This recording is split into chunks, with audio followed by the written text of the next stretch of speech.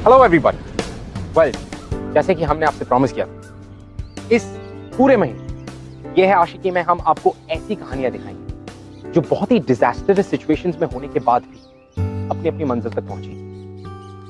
अब आप सिचुएशन को कितना भी डिजास्टरस क्यों ना बना दें, कितनी भी मुश्किलें क्यों ना खड़ी करें, यार अपनी मंजिल खुद ब खुद ढूंढ लेते हैं।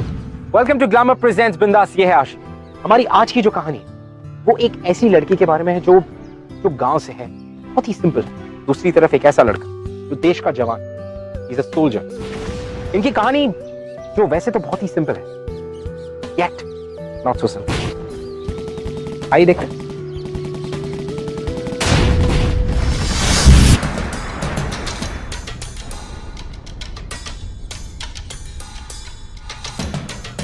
ये बेवकूफ घुसपैठी है। ये कल से तीसरा आदमी है जिसने बॉर्डर पार करने की कोशिश की है। अगर जरा भी अक्ल होती ना तो इनकी मोटी खोपड़ी में बात अब तक घुस गई होती कि अब इन्हें घुसने नहीं देंगे। चल कुछ खाते हैं यार, वैसे भी सुबह से तूने कुछ खाया नहीं। 3 दिन से लगे हुए हैं और इनके चक्कर में कवर फायरिंग भी लगातार हो रही है। तो खाने के लिए शांति का वेट करेगा ना तो बस हो गया। तू भूखा ही रह जाएगा तू, तो चिंता मत कर, शांति हो जाएगी यार। एक काम करना, 2-3 गोली चला और एक रोटी खा।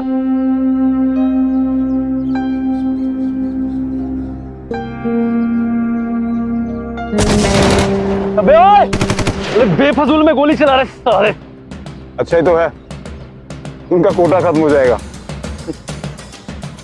और जब तक उनका सप्लाई ट्रक उनके पास असला लेके आएगा, कम से कम तब तक वो शांति रहेगी। और शायद उस शांति में थोड़ी नींद आ जाए। 3 दिन से सोया नहीं हूं यार। दोनों ही तरफ से गोलीबारी लगातार चल रही है। सूत्रों का कहना है कि इस तनाव की असली वजह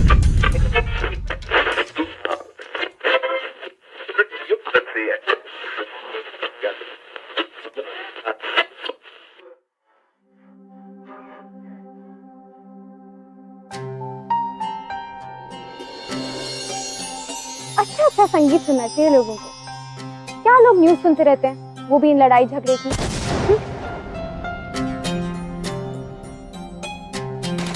ये लो, खा लो।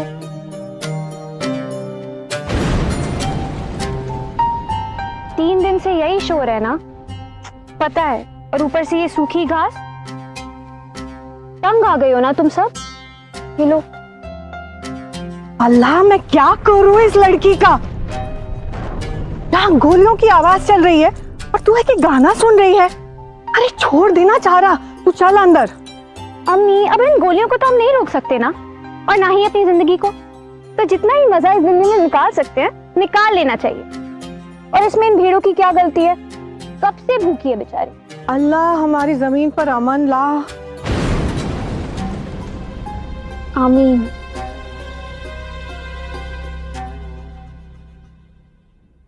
अम्मी, भाईजान कैसे हैं? बुखार भी कायम है, थकान भी बहुत है, सो रहा है। ये तो भेड़िए चलाने ले जाता, ये तो इसका रोज का काम है। एक तरफ ये गोलियां और दूसरी तरफ अफजल की नासाज तबीयत।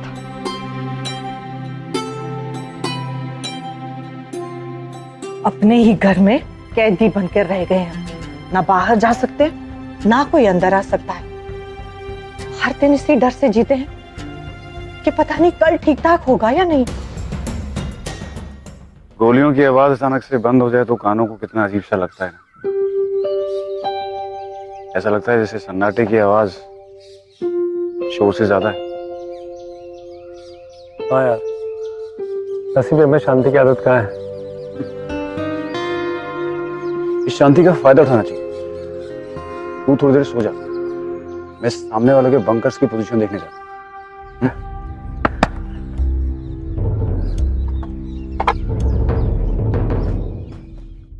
अम्मी, गोलियों की आवाज रुक गई है। तुम लेटे रहो, तुम्हारा बुखार अभी उतरा नहीं है। साइमा, आज भेड़ों को तू ले जा, ठीक है? अल्लाह मेरी बच्ची की हिफाजत करना। कभी सोचा है आप लोगों ने कि आप जो रात को चैन की नींद सोते वो इन सोल्जर्स की वजह से पॉसिबल, कैसे ये अपनी रातों की नींद खोकर या भुलाकर आपको और हमें एक चैन की नींद देते हैं।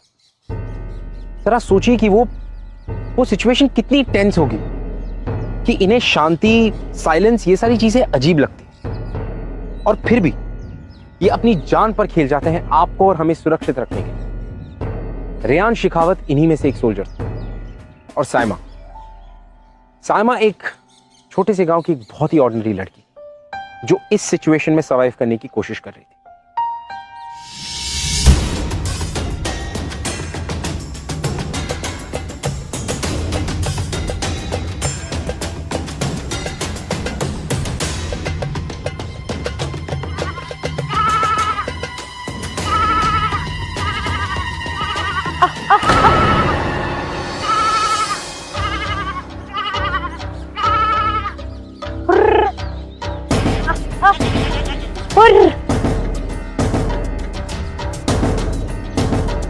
ये लड़की यहाँ क्या कर रही है?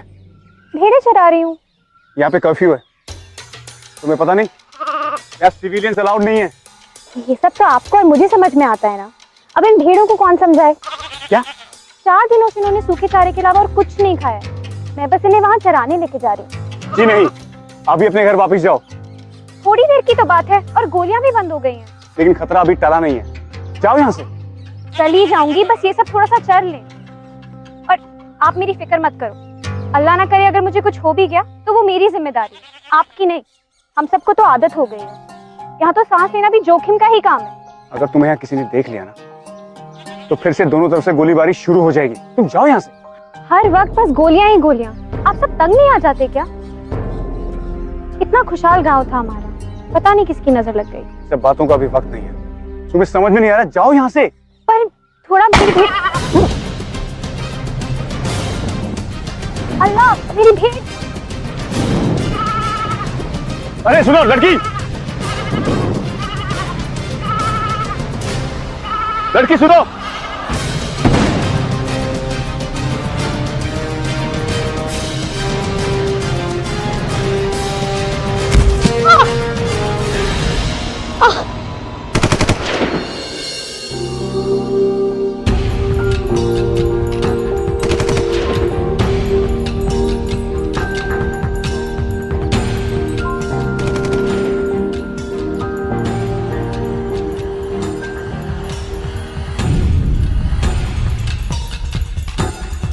मैं कवर फायर करता हूं, तुम लोग बंकर नंबर 2 तक पहुंचो।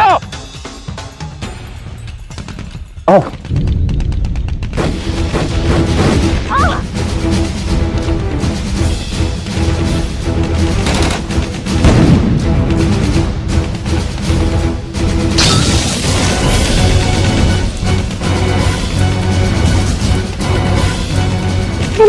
अरे बैठो यहाँ, तुम बैठो।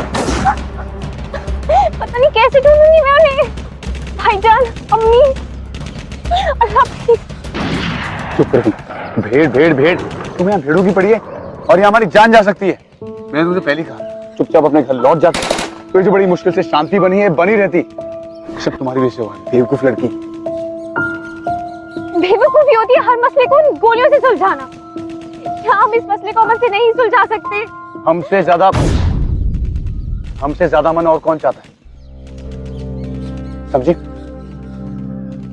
काश ये मसला बातचीत से सुलझ सकता तो हमें यहाँ आना नहीं पड़ता। तुम क्या चाहते हो? ये घुसपैठी है, हमारे देश में यूं ही घुसते चले जाएं और दहशत फैलाते जाएं और हम अमन के नाम पे इसे कुछ ना कहें, कुछ ना करें। यहाँ गोलियां चल रही हैं ताकि देश के किसी और कोने में ना चले और किसी भी चीज को हमारे देश में घुसने से पहले हमसे गुजरना पड़ेगा। बाकी सबके बारे में आपने सोच लिया, फिर हमारा क्या, इस गांव का क्या? मेरी बात ध्यान से सुनो। ये बंकर खुला है और हमें दूसरे बंकर में जाना होगा। उस वाले बंकर में। जब तक पर मेरी सारी भीड़ यहाँ पे। चुप करो। चुपचाप जो मैं कह रहा हूँ वो करो, ठीक है?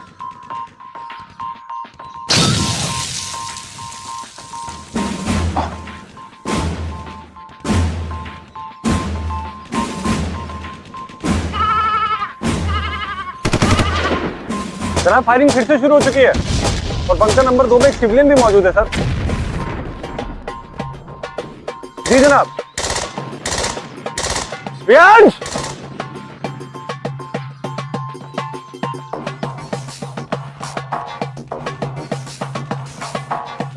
वो मेरे पीछे कुछ कह रहे थे क्या?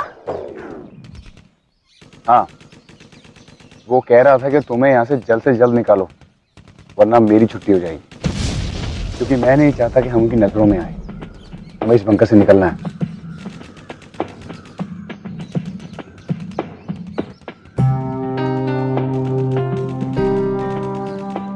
वैसे तुम और तुम्हारे गांव वाले इस सबसे परेशान होंगे ना? हम लोग तो बस शांति से रहना चाहते हैं। कौन नहीं रहना चाहता? सबको शांति पसंद है। वैसे तुम्हारा घर कहाँ है?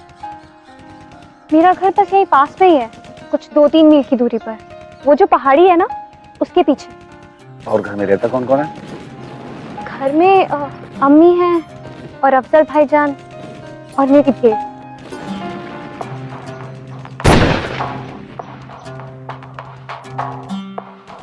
भेड़ों को नहीं छोड़ोगे तुम।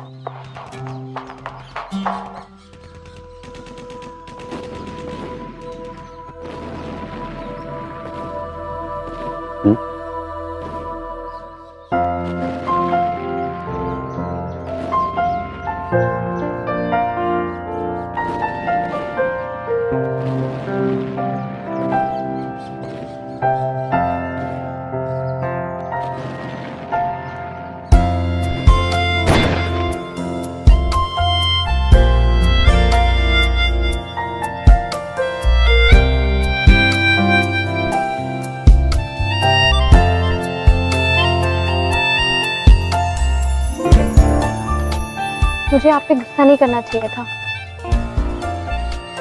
एक तो आप मेरी जान बचा रहे हैं और मैं। ये तो मेरा फर्ज है, इसलिए तो मैं यहाँ पे हूँ।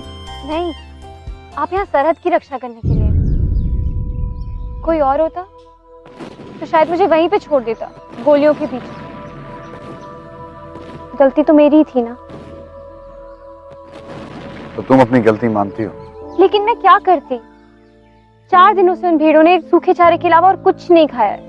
उन्हें चराना बहुत जरूरी था। उनसे जो ऊन और दूध आता है, उसी से हमारा गुजारा होता है। अगर उन्हें कुछ हो गया ना, तो समझिए हम ही अल्लाह को प्यारे हो जाएंगे। और इस लड़ाई की वजह से हमारी जिंदगी ही रुक गई है। इस लड़ाई को तुम ब्लेम कर रही हो, उसी की वजह से इन घुसपैठियों और आतंकवादियों को रोका हुआ है हमने।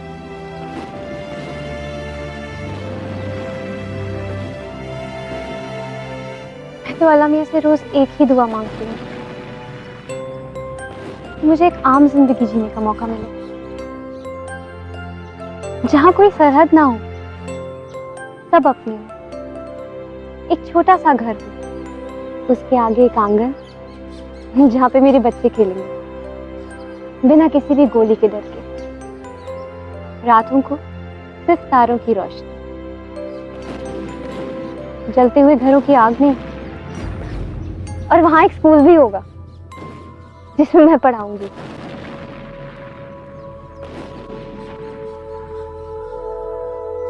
क्या हुआ?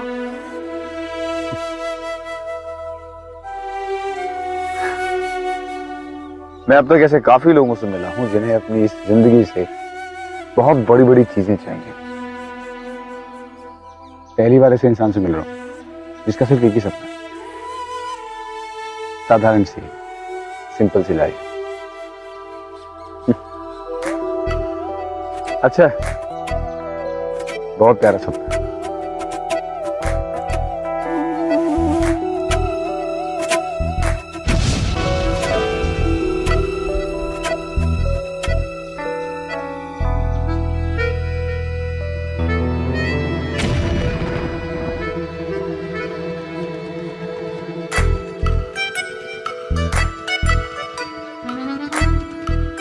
कुछ भी हो जाए मेरे साथ ही रहना। लंबे रास्ते से जाना होगा।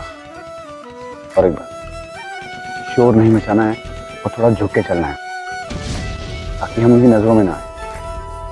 चलें?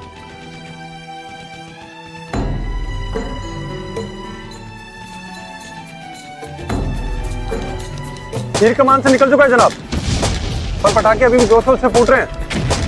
जी सर, हम अपनी पोजीशन पे तैनात है सर। Over and out.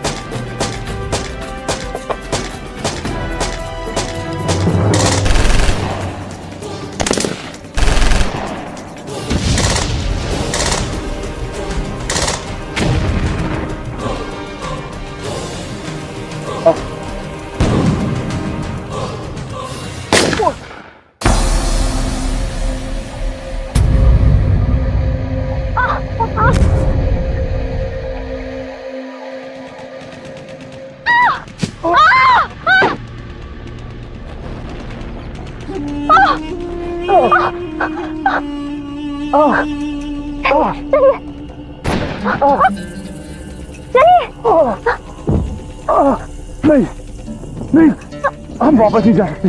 आपको हॉस्पिटल लेके जाना पड़ेगा। नहीं नहीं नहीं, यहाँ से बेस बहुत दूर है। तुम आओ मेरे साथ।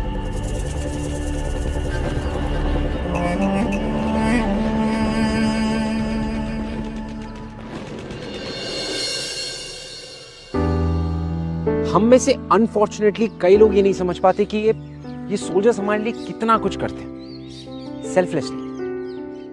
अब आप मुझे बताइए कि रियांश को क्या जरूरत थी इस हद तक जाने की, टू गेट शॉट साइमा के लिए? No, that's the point. This comes naturally to these guys. किसी की जान बचाना जैसे इनकी रगों में होता है, ठीक उसी तरह जिस तरह से साइमा के लिए बहुत ही जरूरी हो गया था रियांश की जान बचाना। और वो ये बात समझ चुकी थी कि रियांश खुद ब खुद बेस तक नहीं पहुंच सकता।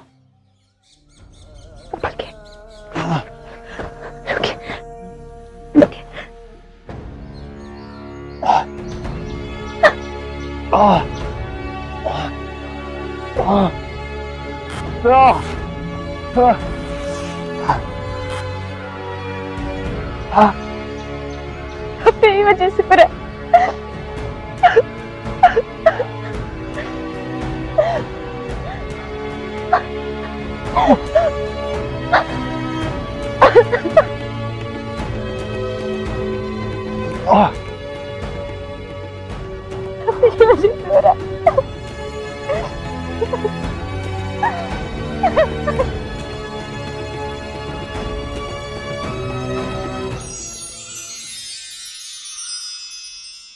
It's okay.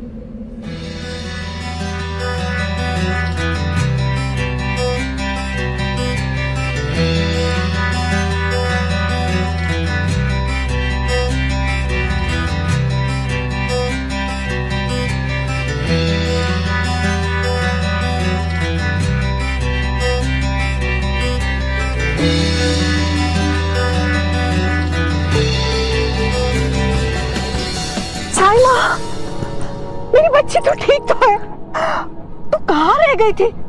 मेरी तो सांस ही हलक में अटक गई थी। एक मिनट।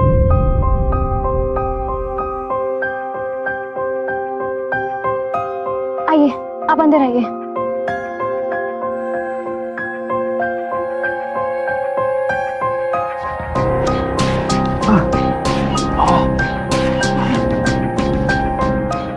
नहीं, ठीक है, मैं चलता हूँ। नहीं, अंदर आइए आप। लेकिन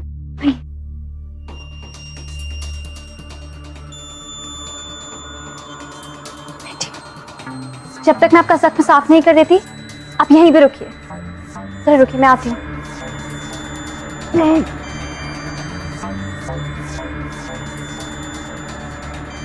अक्सर को भी क्या घास चराने ले गई थी? उसे क्यों उठा कर लाई है? किसी ने देख लिया तो? अम्मी, उनकी हालत मेरी वजह से है। मेरी वजह से उन्हें गोली लगी है। अगर इस हालत में उन्हें यहाँ ना लाती तो फिर कहाँ लेकर जाती? अरे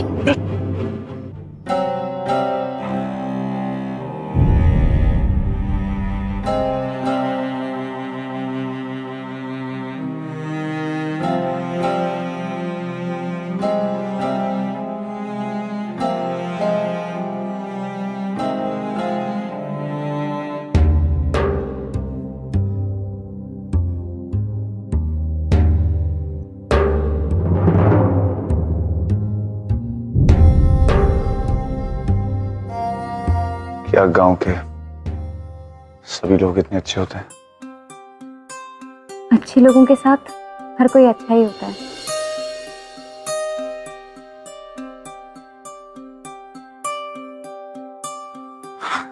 लेकिन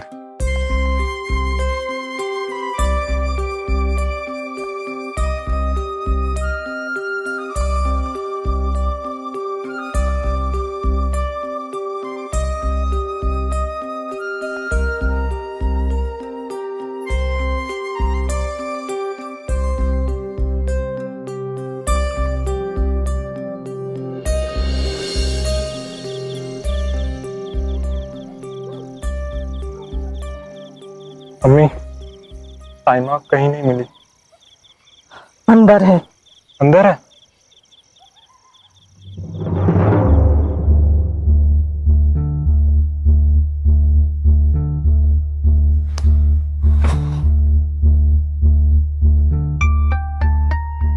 तो वो ठीक कह रहे थे। क्या कह रहे थे वो?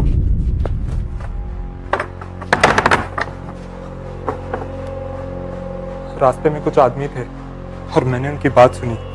वो एक आर्मी वाले को ढूंढ रहे थे। कह रहे थे कि उन्हें खबर मिली है कि इसी गांव का कोई उस जवान के साथ नजर आया था। पता नहीं कि वो लोग अच्छे हैं या नहीं। वो कमजोर, तुझे भी इसे यहीं पे लाना था। अगर किसी को पता लग गया कि ये हमारे साथ है तो इसके साथ साथ हम भी मारे जाएंगे।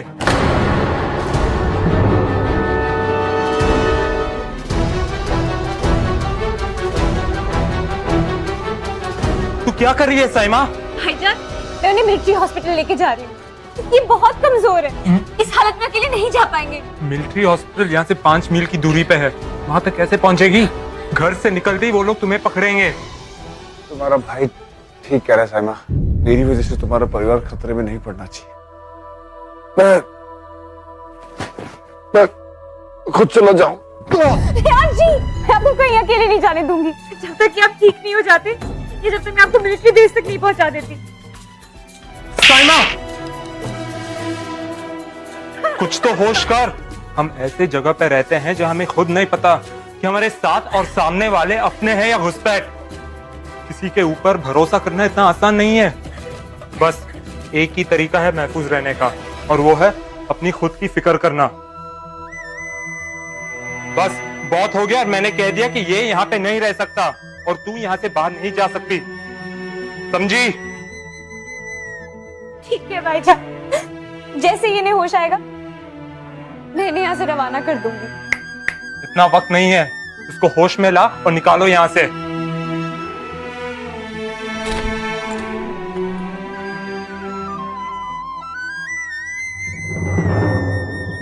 ये पहन लो, और अगर आपसे कोई पूछे कि आपका नाम क्या है तो कहना कि आप रज़ाक हैं। चल जल्दी,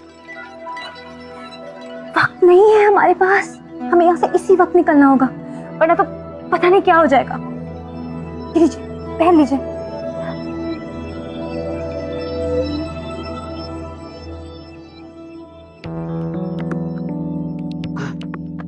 हाय अल्लाह, आप मेरा मुंह क्या तक रहे हैं? ये पहनिए जल्दी।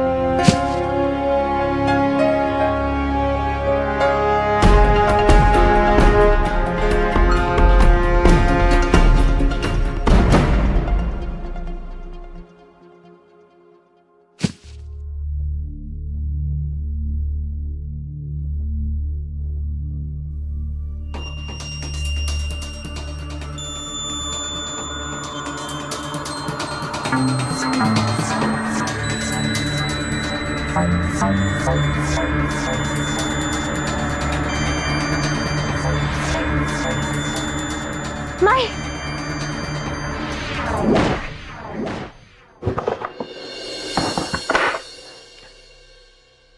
वो कौन है? पता नहीं, आपके घाव को पट्टी और मरहम की जरूरत थी तो मैंने उनसे मदद मांग ली। मैंने कहा कि आप मेरे शौहर हैं, आप मेरे शौहर हैं, आप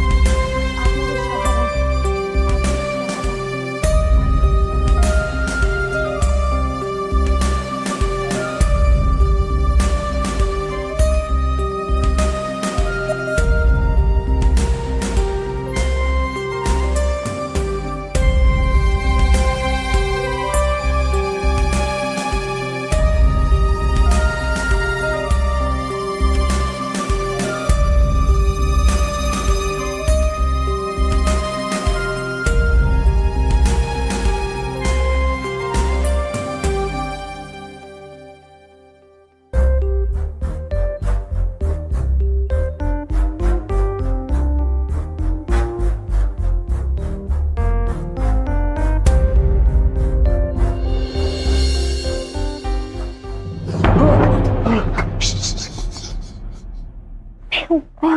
मैं हूं।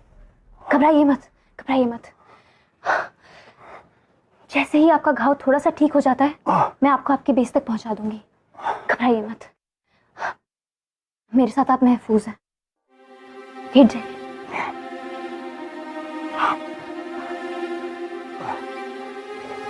मैं अभी आती हूँ, एक सेकेंड। कितनी अजीब बात है, जिसकी सुरक्षा का जिम्मा मैंने लिया था, आज वो ही मेरी रक्षा कर रही है। कुछ तो बात है इसमें।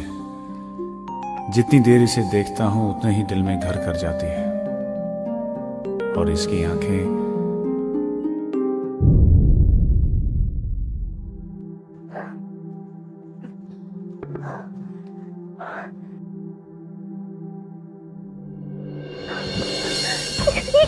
कितना खून बह गया आपका, क्या करूं? सोना, सोना, गोली निकालनी होगी, वरना मैं ज्यादा देर तक जिंदा।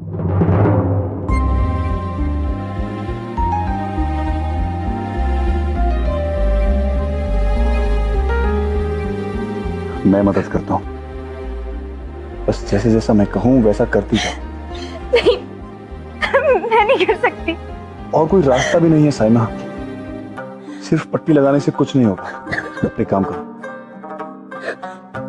इनसे कहो थोड़ा गर्म पानी, एक छुरी, सुई और धागा ले जाओ,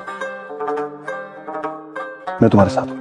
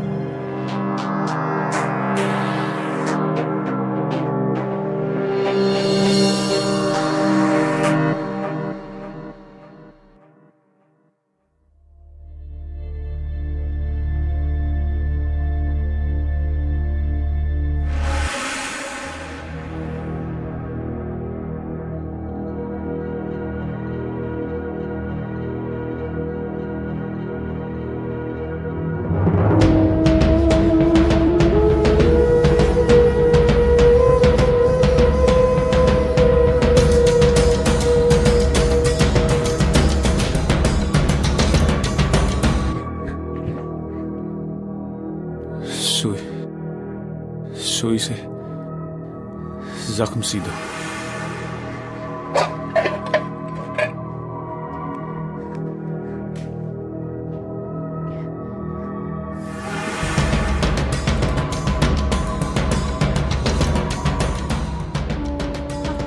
अंदर कौन है? कोई नहीं अंदर, कोई नहीं। अरे सुनो, रुको, तुम ऐसे कैसे जा सकते हो? अरे ये मेरा घर है, रुको। जो भी अंदर है उसे जिंदा पकड़ना होगा, चलो।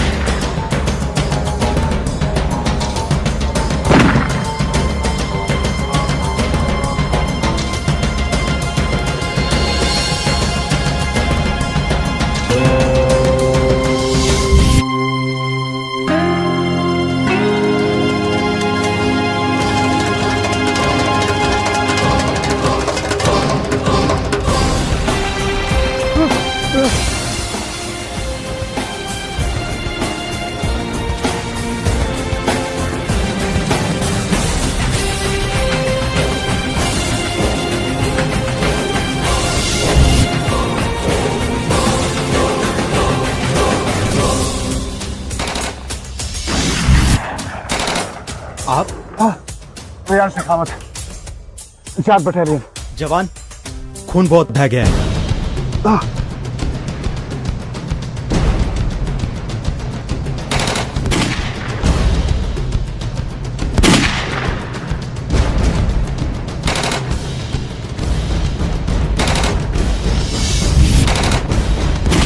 पर ये सब हुआ कैसे? हुआ कैसे? छोटे से गांव की एक लड़की ने अपनी जान की परवाह ना करते हुए मुझे यहाँ तक पहुंचाया, अपना घर छोड़ा, मेरी जान बचाई। तो क्या आप इनकी हिफाजत कर रही थी? हिफाजत सिर्फ वर्दी वाले ही नहीं करते हैं, ये आज मुझे साइमा ने सिखा दिया।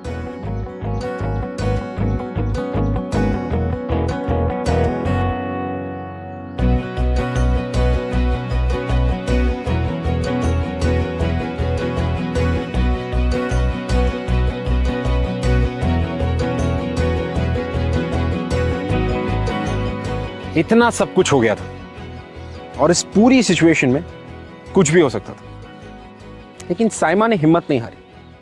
उसने जैसे तैसे रियांश को सेफ्टी तक पहुंचाया। अब साइमा से जितना हो सकता था उसने किया। इसके बाद पूरी की पूरी सिचुएशन डॉक्टर्स और ऊपर वाले के हाथ में थी। All we could do is pray for the best to happen.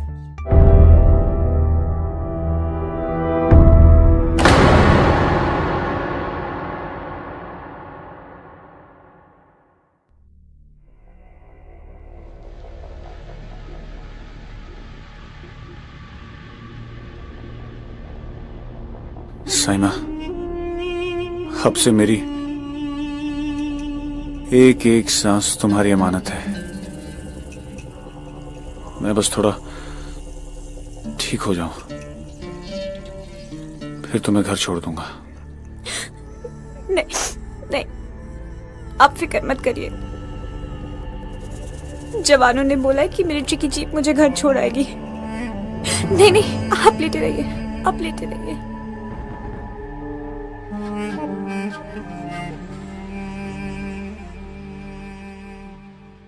Saima,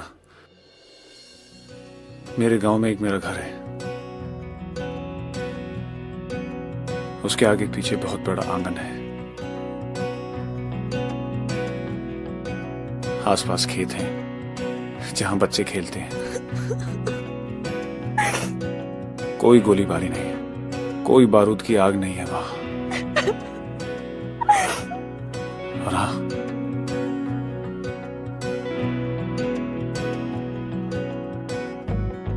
एक छोटा सा स्कूल भी है, वहां तुम पढ़ा सकती हो।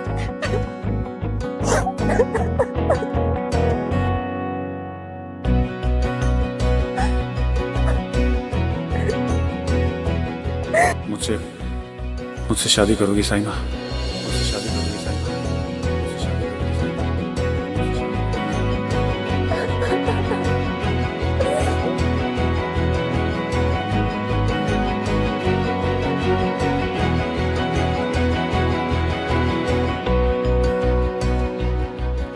साइमा, मेरी तरफ देखो साइमा।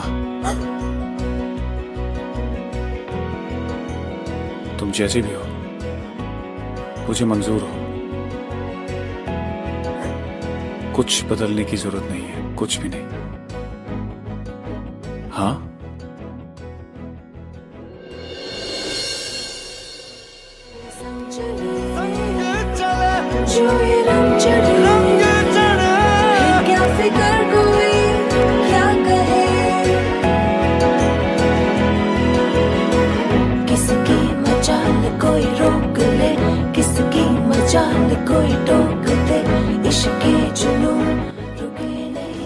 रियांश और साइमा, एक सोल्जर और एक गांव की रहने वाली एक बहुत ही नॉर्मल सी लड़की। अगेन, इन दोनों के बीच कुछ भी कॉमन नहीं था, और शायद अगर कोई नॉर्मल सी सिचुएशन होती तो ये दोनों एक दूसरे से कभी मिलते भी नहीं। बट एक एक्स्ट्रा ऑर्डिनरी सिचुएशन में ये दोनों एक दूसरे से मिले भी और एक साथ मिलकर एक ही राह पर सारी मुश्किलों का सामना करते हुए आगे बढ़े। और इसी राह में चलते चलते कहीं ना कहीं जाके इनकी मुलाकात यार से भी हो गई। और मैं आपसे मिलूंगा अगले हफ्ते with another beautiful and an unbelievable love story. Till then, all you guys have to do is keep falling in love. I'll see you guys next week. Hi, my name is शमा और मैं आज आपको अपनी life की exciting story बताने जा रही हूँ। मैं उससे कुछ दिन पहले मिली थी जब वो भागता हुआ छुपता हुआ हमारे घर आ पहुँचा था। मेरे घर वाले तो बिल्कुल घबरा ही गए। उन्होंने उसको बोला कि घर से चले जाओ, लेकिन मैं अड़ गई। मैंने बोला कि जो लोग हमारे देश की सेवा करने के लिए अपना सब कुछ लुटा देते हैं, उनकी मदद करना तो बनता ही है। फिर मैंने उसे अपने घर में रखा और तब से हमारी दोस्ती हो गई और हमारा रिश्ता पता ही नहीं चला कब धीरे धीरे प्यार में बदल गया। Hi guys, well I hope कि आशिकी के एपिसोड्स आपको आशिकी करने पर मजबूर कर रहे हो, बट फिर भी अगर आपके मन में कोई भी सवाल या हमारे एपिसोड्स को लेकर ऐसा कुछ भी है जो आप हमसे शेयर करना चाहते हैं, you can tweet us @BindasTV #ये है आशिकी।